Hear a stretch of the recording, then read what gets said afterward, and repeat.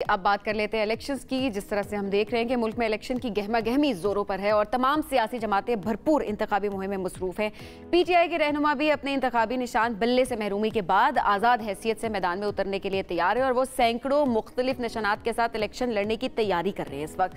अब तहम वो बल्ले से महरूमी के बाद शिकवा कर रहे हैं कि इनके वोटर्स इन सैकड़ों निशानात की वजह से कन्फ्यूजन का शिकार हैं और इन कन्फ्यूजन्स को मतलब लोगों को ज़ाहिर समझ नहीं आ रही है कि किस तरह से किसका निशान किसका है और किसकी जानिब उनको जाना है और किस तरह से उनको वोट देना है। बिल्कुल। दूसरी तरफ नून लीग की बात करें, पीपल्स पार्टी का जिक्र करें, ये बड़ी जमातें दावा कर रही हैं कि इंतखाबी निशान केस हारने के बाद पीटीआई इलेक्शन रेस से बाहर हो गई और अब असल मुकाबला सिर्फ इन दो जमातों के दरमियान है। क्या वाकई ऐसा है या कि आज़ाद उम्मीदवार बहुत टफ टाइम देंगे? इस पर बात कर लेते हैं पीटीआई के वकील और आज़ाद हैसियत से इंतखाबी उम्मीदवार अजहर सिद्दीक साहब आज हमें ज्वाइन करें। अजहर साहब बहुत शुक्रिया, आपने वक्त दिया।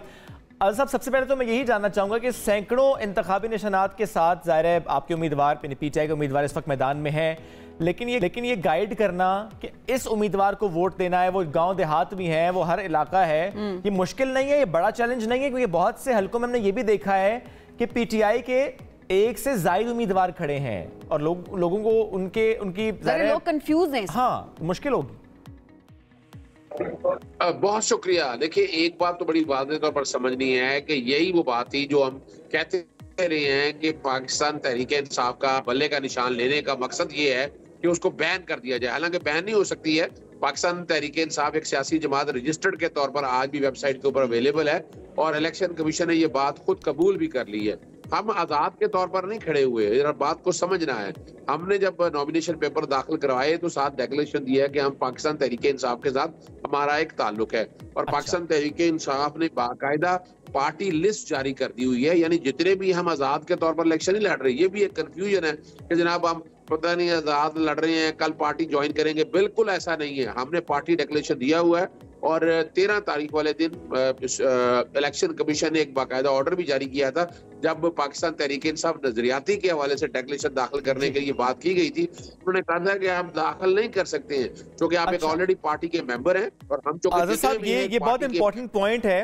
क्या इसका ये मतलब ये है कि जो आजाद उम्मीदवार जीतेगा वो किसी और पार्टी को ज्वाइन कर नहीं सकेगा क्योंकि वो डिक्लेरेशन दे चुका है कि वो पीटीआई का है? बिल्कुल ऐसा ही ये बात हो रही है पाकिस्तान तहरीक इंसाफ की और हमने इस बात को कैसे अपना इम्प्लीमेंट करने का कहा है कि हमने पूरी लिस्टें जो है वो एमएनएस की, एमपीएस की 859 लिस्टें हमने बता दी हैं कि ये कैंडिडेट है, ये उनका इंतखाबी निशान उनके अपनी जगह है, लेकिन वो उम्मीदवार पाकिस्तान तहरीक इंसाफ के है और बाकायदा बड़े आसान से वेबसाइट पे अवेलेबल है।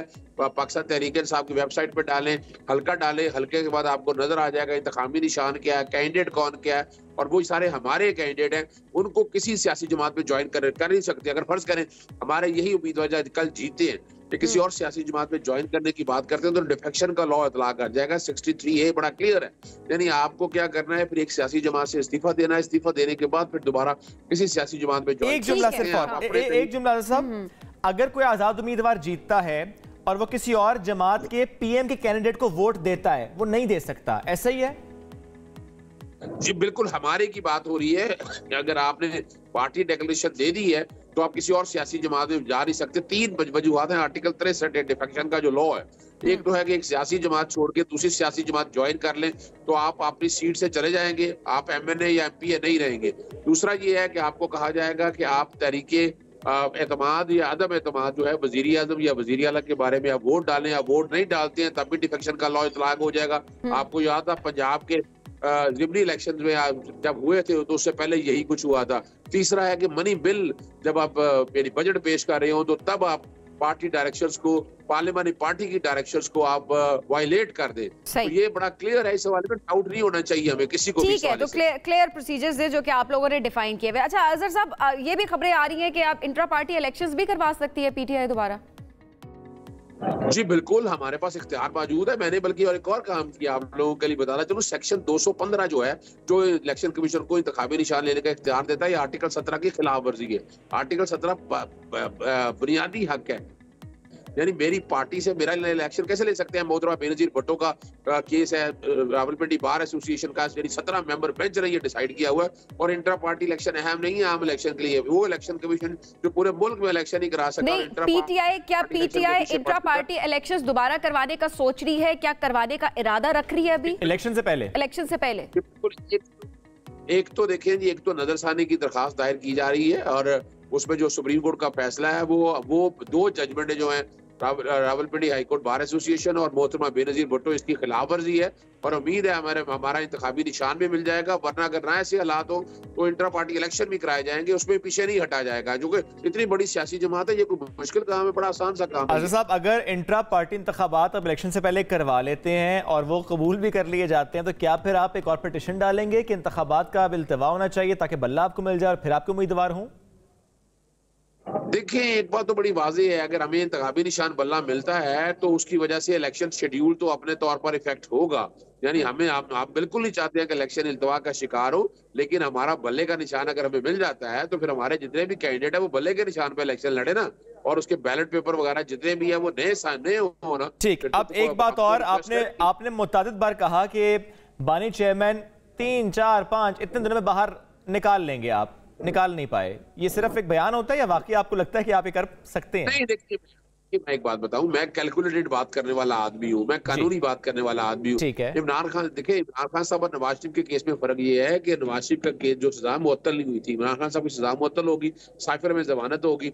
जब ये जमानतें सारी होगी 9 मई के वाकयात में अब गिरफ्तारियां डाल दी गई, ये गैर कानूनी है। इतना अर्सा इमरान खान साहब गिरफ्तार रहे थे तो अब उनकी जो जमानतें हैं 190 मिलियन में देख लें, तोशा खाना में देख लें, वो आप देख लेंगे एक आध दिन की। और मैं अब तो मैं मेरे साथ कल एक एस्ट्रोलॉजिस्ट बैठे हुए थे, डॉक्टर उमर फारूक, उन्होंने भी इस बात को तस्दीक की है कि 26 तक जो है ना, मैं वैसे 8 तारीख दे रहा हूँ, 8 अपने फरवरी से पहले इमरान खान साहब बाहर होंगे। 26 डेट कह रहे हैं कि इमरान खान साहब बाहर होंगे और इलेक्शन लड़ रहे होंगे। बाहर आने की बात है, फिर आप देखिएगा माहौल क्या बनेगा। 8 फरवरी से पहले बाहर आना एक बात है और इंतखाब लड़ना दूसरी बात है। आप कह रहे हैं दोनों चीजें हो जाएंगी? नहीं, देखिए इंतखाब लड़ने वाले मामले में हम सुप्रीम कोर्ट में चले गए हैं। जो नाहली वाला मामला है ना, NA 89 का और NA 122 का, उनमें इमरान खान साहब को नॉमिनेशन पेपर मुस्तरद हुए हैं नाहली तोशा खाना के हवाले से। तोशा खाना की नाहली की भी हमने सुप्रीम कोर्ट में अपील फाइल की हुई है कि वो वहां लग जाए, हालांकि वो बनता नहीं है। और तोशा खाना के हवाले से आज भी एक हाई कोर्ट में मामला मैंने लगाया हुआ था कि इलेक्शन कमीशन का इख्तियार ही ना कोर्ट है ना ट्राइब्यूनल है, जो कि अदालती जंग हमारी चल रही है। अगर अदालतों ने ये फैसला कर दिया कि इमरान खान साहब के नॉमिनेशन पेपर बिल्कुल दुरुस्त हैं, अभी उसकी अपील फाइल हो रही है सुप्रीम कोर्ट के अंदर, तो फिर इमरान खान साहब भी मैदान में होंगे, बल्ला भी मैदान में होगा और हम इलेक्शन भी लड़ रहे होंगे।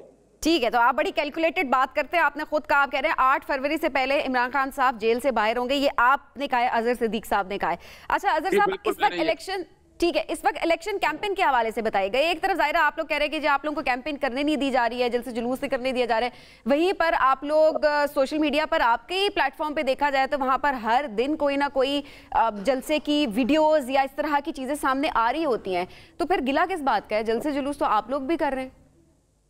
देखिए, एक बात बड़ी वाज़ेह तौर पर है, अगर आप गौर कीजिएगा, हमें हमारे झंडे लगाने दिए जा रहे हैं, हमें मैदान में निकलने नहीं दिया जा रहा, हमें इलेक्शन लड़ने नहीं दिया जा रहा। या तो बताएं कि ऐसा नहीं है, हमारे बंदे उठा लिए जाते हैं। हर कोई ना कोई वाकया देखते हैं, चंद वाकयात ऐसे हैं जो हो रहे हैं जिसके अंदर हमारी पूरी कोशिश है, लेकिन हमें प्लेइंग फील्ड ही नहीं दे रही। लेवल प्लेइंग फील्ड तो दूर की बात है ना। खिलाड़ी भी तो कच्चे हैं ना सर आपके।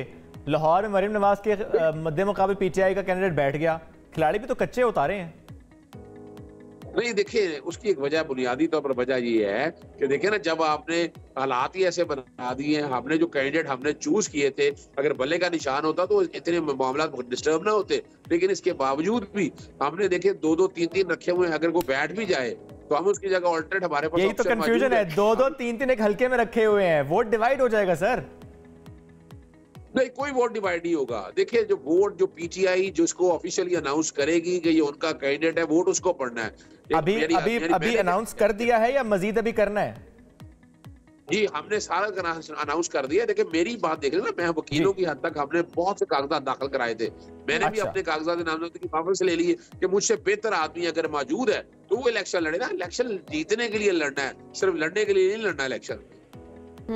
और आज़ाद साहब, पार्टी में इख्तिलाफात भी तो हम एक तरह से देख रहे हैं, कॉन्फ्लिक्ट्स कितने ज्यादा है आपस में, लड़ाई झगड़े, स्पेशली वुकला विंग के जो लोग आए उनके हवाले से अगर देखा जाए। देखिए ये हर पार्टी, जमहूरी पार्टी के अंदर इख्तलाफात अपनी जगह पर मौजूद रहते हैं। प्रॉब्लम यहाँ ये है कि इमरान खान साहब खुद बाहर नहीं है, उसकी वजह से कई इश्यूज ऐसे हैं कि वहां तक बात जाना। और आपको लगता है कि वो बाहर आ जाएंगे, मसाइल हल हो जाएंगे? आज़ाद सिद्दीकी साहब बहुत शुक्रिया साथ मौजूद थे।